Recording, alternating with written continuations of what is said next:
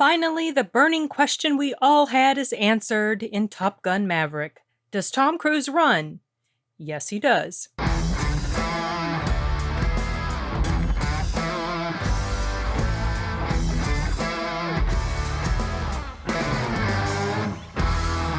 Okay, so when I was watching the movie today on the big screen, and when there's a scene where he's running, and I think it's a scene during some sort of game on the beach or something like that. I believe this was the first time we saw him run. And when that happened, I don't know, for whatever reason, I was just like, oh yeah, everybody says Tom Cruise runs in his movies, and he ran in Top Gun Maverick. Absolutely, he continues the long-standing tradition of running in his movies. Okay, so my overall feeling about Top Gun Maverick. You guys, I'm not the biggest fan of the original, or the first Top Gun. Again, don't want to say original because this is a sequel. I'm not a big fan. It's okay. It's all right. But honestly, it never really felt like it had a whole lot of substance to it or depth. And so it just felt very superficial. There were some serious moments, but just in general, it felt more like a romantic drama sort of thing, and I just was not really super drawn into it. I never really felt like the character played by Kelly McGillis and Tom Cruise's character had like great chemistry, or that it was it just always felt like it didn't seem like it fit for whatever reason. And the camaraderie between the guys, okay, that felt like it flowed pretty well. There were the training missions, there was what happened to Goose. And then there's this, from what I remember, it's been many years since I've seen it. There was like this one scene where they had to fight some sort of baddie in the air. And then that was it.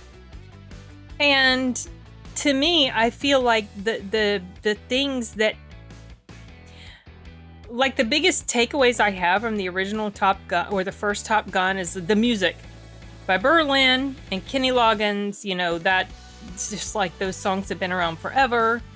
Obviously, interest in the Naval Air Force went up after the movie. I can see why. It's very testosterone filled with the jets and the fighting and the guys and all that stuff. And that's fine, but it just never felt like a very heavy film. And this one feels quite different. This one, in my opinion, is much, much better than the first movie. The writing feels like it's just got more depth to it. The characters feel more interesting.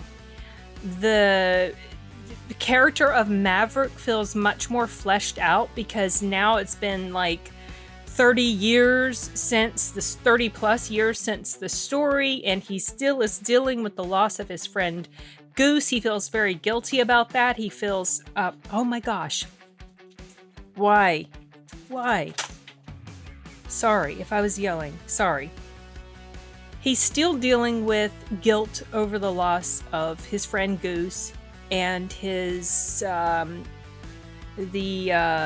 responsibility that he feels for looking out for Goose's son, but Goose's son has some antagonism toward him. You can see that in the trailer. You don't know exactly why. That is revealed in the movie why. And I felt like their relationship was very well fleshed out, and the relationship he had with the other people on the team was pretty well. I mean, the primary focus of this movie is the relationship between Goose's son Rooster and Maverick. And I felt like that was pretty well rounded and very well done, very well acted, a lot of emotion in some of the scenes. And also, I think part of the reason for that is that it taps into our nostalgia for way back when this movie first came out. Not that I'm super sentimental about the first Top Gun, but it was the 80s, it was so long ago, everybody was so much younger, and it just kind of makes you feel a little sad. He's the older generation, the newer generation is coming along. They make references to his age, and I mean, honestly, he looks great for his age and everything, and the stuff he did for this movie is just whatever. But I just felt the characters were so much more interesting. And so also the sense of urgency and dread with regard to this mission that they have to carry out, that felt so much more, than in the first one. In that respect, it's so much better to me. This movie is more than 2 hours long. I wasn't bored one moment. And I honestly went into this film not really expecting to be super entertained. I mostly went into it to do a review for the channel, but now that I've seen it, I'm really glad I did, because I thoroughly enjoyed this movie. I am surprised to say that. This movie did not make my top 10 most anticipated. I wasn't even originally going to see it. And then I decided when the tickets went on sale, I'll go ahead and do it, for the channel. I just felt like this sense of obligation, even though I wasn't super, super pumped about it. But the closer we got to release date, the more positive buzz I was hearing. I didn't watch any reviews or read any reviews or even look at the ratings, but I could see by the thumbnails and headlines and stuff like that this was being very well received, and I am in complete agreement with the critical and audience reviews for this. Now, the critical reviews for the first Top Gun were rotten, actually, but the audience scores were what really drove this movie. And in this case, the audience and critical scores are pretty much equal. Both groups of people enjoyed this film, and for good reason. It was quite well done, very well written, very well acted. There were these nice little throwbacks to the original, the intro, that sort of thing, the songs, the music, the theme music to the original, the Kenny Loggins song, his jacket, his motorcycle, similar setup scene for when the instructor of these Top Gun cadets, or whatever they're called, these people from the Top Gun program, similar sort of set up to the instructor reveal for them as what happened in the first movie. So these little nice callbacks to that original. Iceman and Val Kilmer, his part is very limited, so don't go in expecting to see him in a fighter jet. You guys know his health condition and all that, and that's kind of written into, well, not kind of, it is written into the story. And so it was quite well done. Also, with regard to callbacks to the first movie, if I keep calling it the original, I'm sorry. I'm meaning to call it the first movie. The team, they've got all these different members of the team. You get to know them, some more than others, because some of the team, there's more of a focus on certain members of the team because of their importance to the story, but you get to kind of know all of them. And yes, just like in the first movie, there is an Iceman equivalent type of member on the team. The one who's an arrogant asshole that you initially can't stand, and then eventually this respect is gained between him and other members of the team, that sort of thing. Very similar sort of framework to the original, but this one works, to me, it works so much better. It just has more of an emotional impact, and I really enjoyed that. The cinematography in this movie is just, it's amazing. The stuff, how it was filmed in the jets and everything, and it's just, you should watch this on the big screen because it deserves that. I feel like you can't fully appreciate the awesomeness of these jets, the planes, jets, these fighter jets that they're flying. The cinematography really just makes you feel the power of these machines, like the sound of the engines and how it's flying through the air, and the different aerial tricks that are done during the stunt work and all that stuff, and the fighting and the going through flying through the mountains and all that. Just really, really well done. Maybe the first one would have felt this way as well, but I never saw the first one on the big screen. So I don't, even if I was going to see movies, I don't know at that time in my life on the big screen, I don't know that I would have gone to see this, because I watched it, I enjoyed it. I've seen it maybe 2 or 3 times since then. I enjoy it, okay, but it's just not a big draw for me. This movie changes that quite a bit, and I felt like it was completely worth it. Some nice little touches also is that though there are some moments of intense seriousness, and there's a funeral, there's some sad things that happen sad memories that are relived in the film.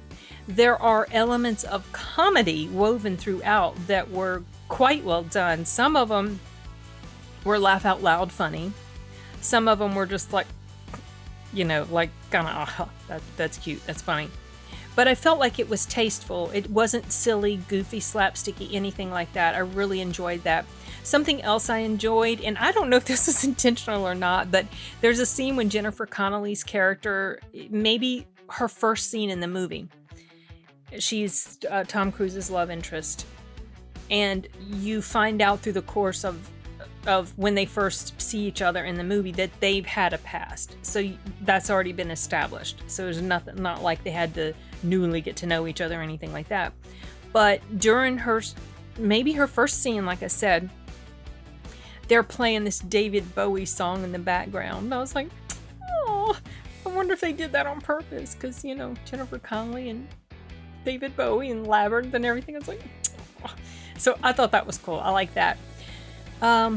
What else? I've talked about, this mission feeling much more dangerous. I was actually on edge when that part of the movie was happening. I was really tense for one reason, because the way the story's written, I felt like I could predict where it was going to go, and I didn't.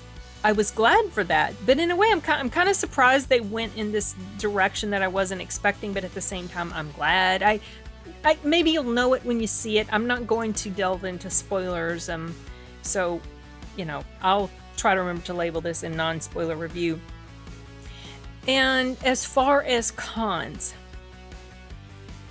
to be honest, not many. If there are any cons that I would mention, probably the only one would be that Jennifer Connelly's character, and I liked her character in here, she was fine. She doesn't feel like she's as well utilized as she could be, but also the story really isn't about her and him. The story is about Maverick and Rooster. And Maverick sort of kind of, coming to terms with his past and finding his place in this, with the team and everything like that. That's so the romance part of it's not really the main focus of the movie, and it feels weird to be complaining about that. That it wasn't a major focus, in the sense that Jennifer Connelly's character wasn't utilized very well. When I complained about the fact that there was romance, so like in the first one, and it just felt super. But I don't know. I feel like the romance between Jennifer Connelly and Tom Cruise was. It felt more real, and her character I liked her character more, but the only purpose she really serves in here is just she's like some sort of emotional anchor for him. And while that's probably important in a sense, because she's not really a big focus in the movie, it kind of felt like she was just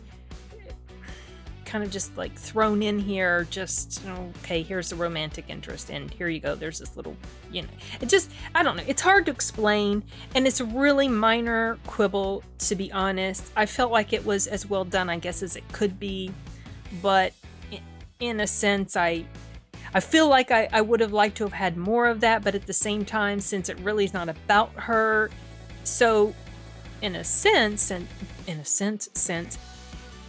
because the focus of the story isn't really about her and him, it almost feels like, why put her in here? But I get why they did. They sort of, like I said, they had to provide this emotional anchor for him, besides just him and Rooster and his connection with the past and his ghosts and all that stuff, his demons. So I get why they put her in here, but in a way, she just kind of felt like not really a pointless character, but I don't know. It's hard to explain, you guys. But like I said, it's such a small, it's not really a huge deal. I just felt like overall this film is so much more well-rounded and balanced than the first one. It's got a really good combination of drama, suspense, action, touching moments, and I appreciated the heck out of it. I really was surprised at how much I enjoyed this film, and I wouldn't mind going to see it again on the big screen. Maybe I'll talk my son into going. I told him it was really good. It was better than the first, and so maybe he'll watch the first one in preparation for seeing this, because I do feel like this is definitely worthy of a big screen experience. And if you guys are fans of the first one, I think you will really, really appreciate this movie. And if you weren't really crazy about the first one, I think you'll like this one better. I don't know. It just feels so much better to me. The female pilot, I was kind of worried. I was like, are they gonna make this like some sort of silly, female girl power woke silly? No, it's not at all. It didn't come across that way at all, and I was happy for that. Because I was like, there's scenes where they're doing like training and stuff, and I'm like, you watch, the girl will be the one that bests him in the end, but things like that I was expecting, that was not the way things played out at all. She was an important character, but she wasn't like someone that was like outshining the men and all this, and it wasn't. I was happy to see that. I felt like this was an example of a female character, strong, capable, competent female character in a position or in a situation that's mostly or field mostly dominated by men, and yet she pulled it off really well, and she truly felt like she was part of the team. I mean, there was like another female girl, but she wasn't like the people that it's showing here with her call sign was Phoenix. They're all part of the main team that's doing this training for this mission. And that's another thing I appreciated.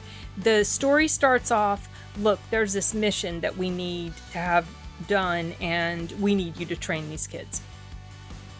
So you start off knowing there's this ominous thing hanging over them. I don't feel like I don't think that's what happened in the first one. They're just at the school, and then, oh, by the way, there's this baddie we need to go have a fight with all of a sudden, and then it's, that's it. It was different. Just felt like there was more at risk. And yeah, I liked it. Didn't expect to, but really enjoyed it. So if you guys get a chance to check it out, let me know what you think. If you feel like it was better, if you feel like it was worse, I'll be really surprised if anybody feels like this was worse than the first one. I would truly be surprised, but you never know. Everybody has different feelings about this sort of thing. So, okay, well, I don't think I have anything else, and I feel like I have yammered long enough, so I'm going to draw this to a close, and I'll see you guys later. Adios!